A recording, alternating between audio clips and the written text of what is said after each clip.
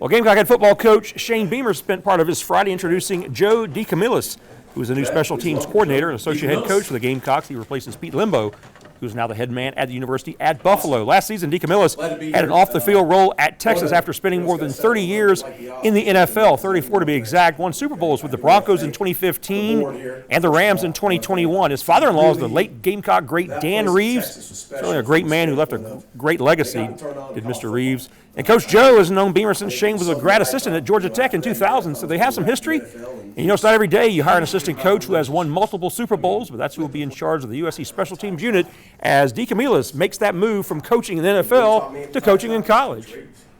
So, pretty cool. In the NFL, it's business, right? It's a business. Let's be honest. It's a business.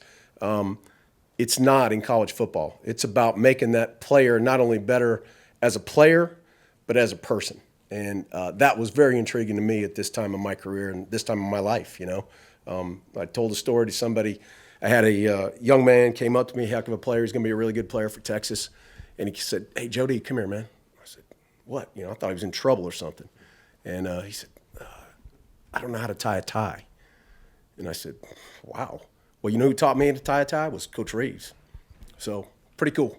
There was a time he was the special teams coach of the Jaguars, and I was here working with Coach Spurrier, and there was an assistant special teams job open on his staff that I was very intrigued by, and it didn't work out, and I'm blessed. It worked out for everybody. You know, who knows what happens if that move happens, but here I am today, and that's the perfect way for this thing to go. But whether he was with Jacksonville or whether he was with the Dallas Cowboys or the Atlanta Falcons or Los Angeles Rams, I kept in touch with him and always tried to pick his brain from a special team standpoint, drills standpoint, because he's brilliant. And the fact of the matter is, he's one of the greatest special teams coaches in the history of the game of football.